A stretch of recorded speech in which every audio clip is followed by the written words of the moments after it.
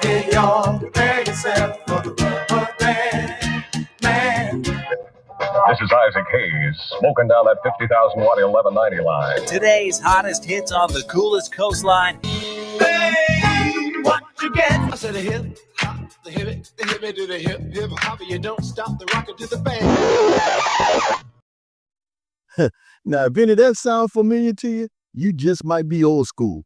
If none of it sounds familiar to you, you just might be a young buck. I like to be educated, but I'm so frustrated.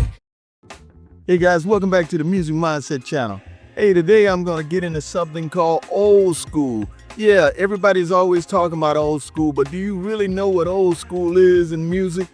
Around the world back in the day, man, you had to know a few things to be called an old schooler. You know what I'm talking about?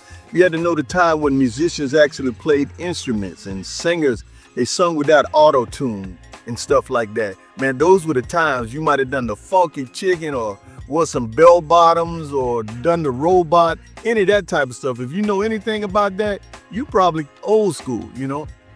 That's what I'm gonna get into today. I'm gonna be talking about 10 things that I know only a real true old schooler would know. I don't care what kind of music you like, where you're from, what you look like. If you don't know these things, you don't know nothing about no old school, especially when it comes down to music. We're gonna have a little bit of fun with that. Hang around to the end and learn something if you don't already know the things you're gonna see. Let's get into it, guys. All right, old schooler. Number 1. The 8-track tape and player. This was the beast. The biggest hunk of junk in your house or your car. Couldn't forward it or rewind it, just click to the next song. If you wanted to hear your favorite jam again, you had to clunk through the cartridge and go back around. You soon learned patience and resilience, baby.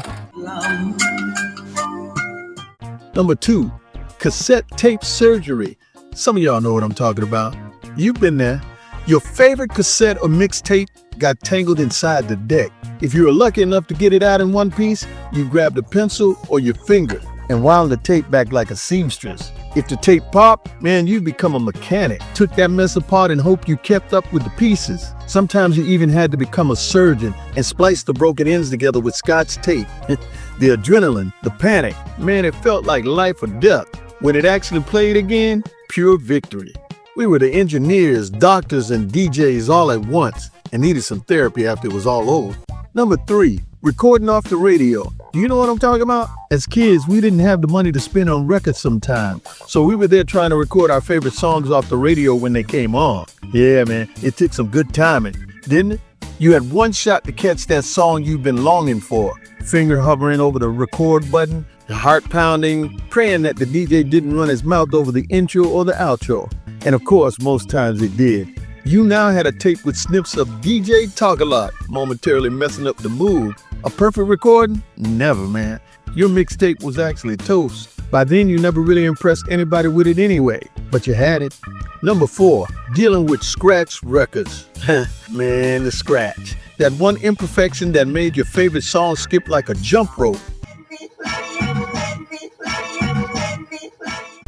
You tried everything, blowing gentle breaths on the record and wiping it with a soft cloth, even putting coins as weight on the needle, but still, hoppity hop. A cabinet full of scratch. When all failed, sometimes you just had to learn to include the scratches in your sing-along performance. But it was our ingenuity to try to save that funky groove. If you survived that, you were officially an old school vinyl soldier. Number 5, the vinyl ritual. Records weren't just music, they were sacred. Every album was a history book. Every spin was a journey. You had to read every liner note, look at every picture, see all the lyrics, and know exactly who played what on each song. You do your best to keep the cover clean and be ready to kill anybody who put scratches on your vinyl.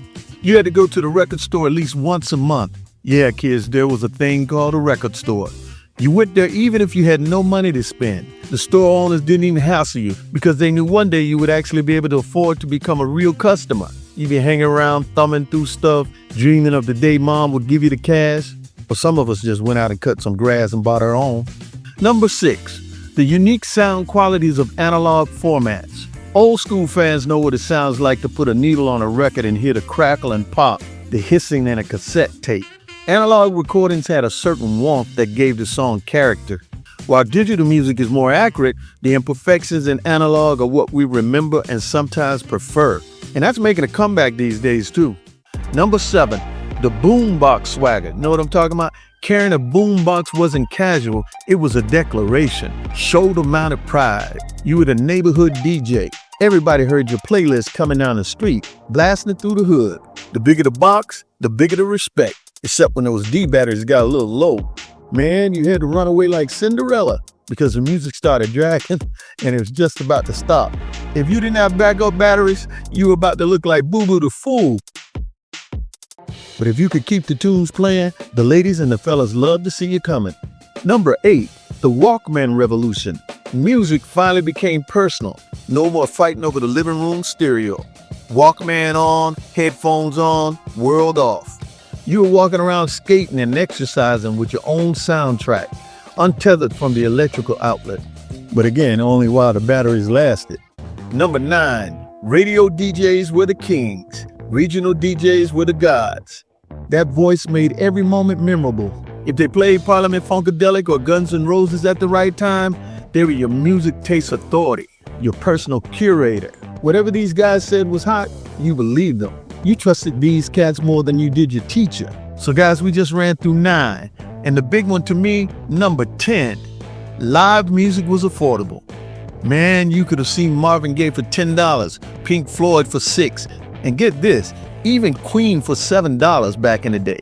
Even in the 1980s at their prime, Rick James and Prince tickets were $8.50, Aerosmith $13, and Ted Nugent $14.